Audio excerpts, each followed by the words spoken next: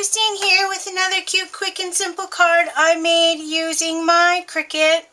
It's a little busy, but I think it's absolutely adorable. I just love these leaves. The Cricut cartridge I used today was Stretch Your Imagination.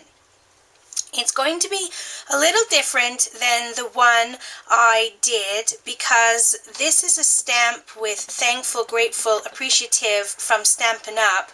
And what I did is I cut out the words from a stamp. Here, I'll show you the stamp.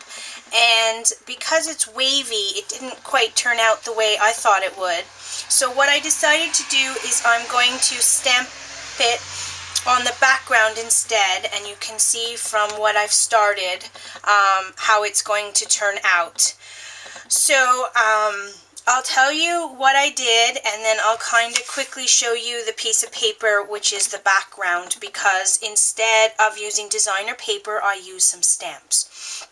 So I took this pack of paper from Michael's. It's called Spice Market, and it has these beautiful 5 fall colors, and these are the colors I chose to make the leaves with. And this one here, which is like a burnt orange, almost on brownish, is the card base. So it's 8.5 inches by 11, cut in half at 5.5 inches and folded in half to get a standard A2 card.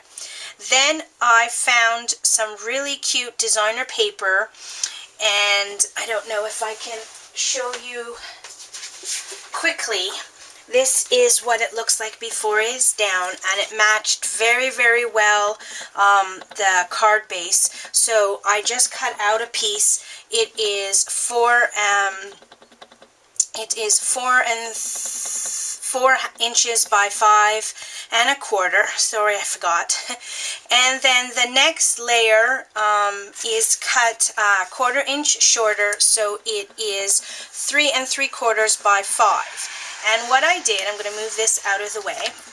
What I did is I started with a white cardstock, and then I took this thankful, grateful, appreciative stamp from Stampin' Up, and I stamped it right in the top. And it didn't matter if it was over or to the left or to the right, as long as I got the thankful, grateful, appreciative stamped, because there's going to be a tree here and the leaves. So I stamped that down. I used chocolate chip from Stampin' Up, and then this cute, spots and leaves come from a set from Stampin' Up called French Foliage. And all I did was I took the words, these words right here, and I just stamped it very lightly down. I took the leaf and then I stamped that down, and here are all the cute little spots, and lightly kept dipping it. See, it's dark here and then light here. I just randomly put it everywhere. Then I took another Stampin' Up ink. For some strange reason, it's a Stampin' Up day. Woohoo! I do like their colors, but I don't use their stamps a lot. I really like Stampin' Up, so I do like their paper.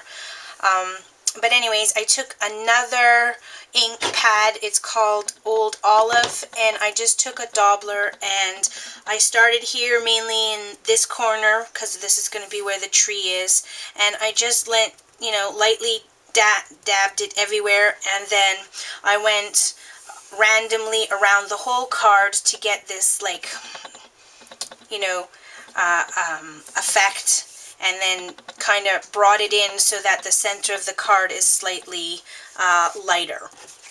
So I'm going to go back to the card, because what I did is I did all of the stuff I just talked about, and then I just glued it down to my designer paper layer. And then what I did is I went to Stretch the Imagination, which I love. I don't use it as often as I would like, and I need to start going back to some of my older Cricut cartridges.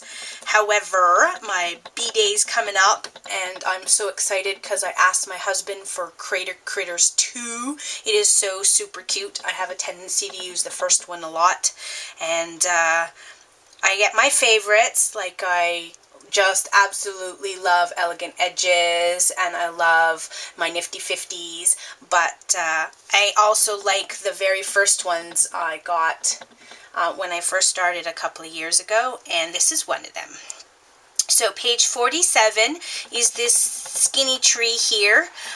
The fat one would probably work really, really well as well, but I chose the thin one. And it is cut at 2 3/4 inches, and I just took a brown cardstock.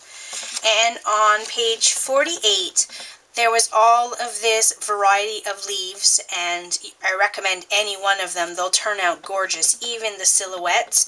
I just chose to use the little short, fatter one.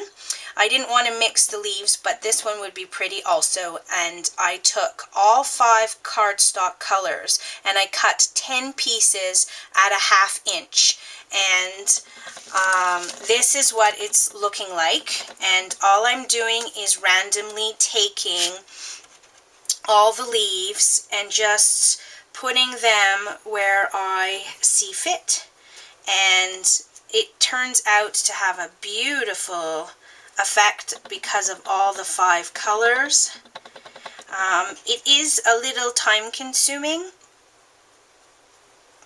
and you know what I just realized? That I am missing a color. There's only 4 colors. I forgot to cut the 5th one out.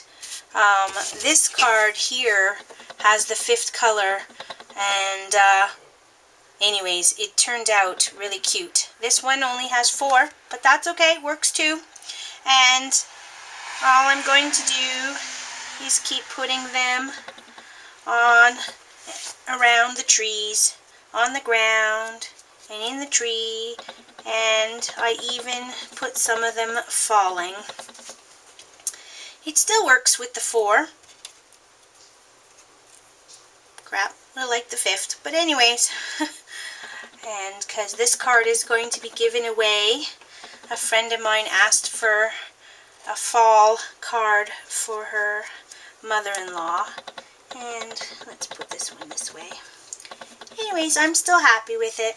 So I don't want to really bore you pretty much with the details of me just gluing down the leaves, so I'm pretty much going to leave it at that. I also thought I'm going to put some gems right at the top, that color that match this color. Wow. Actually, that doesn't belong there. That goes to this one.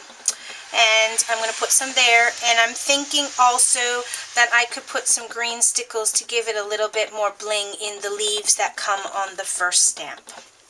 Anyways, there you have it. I hope you enjoyed it. So, thanks for watching.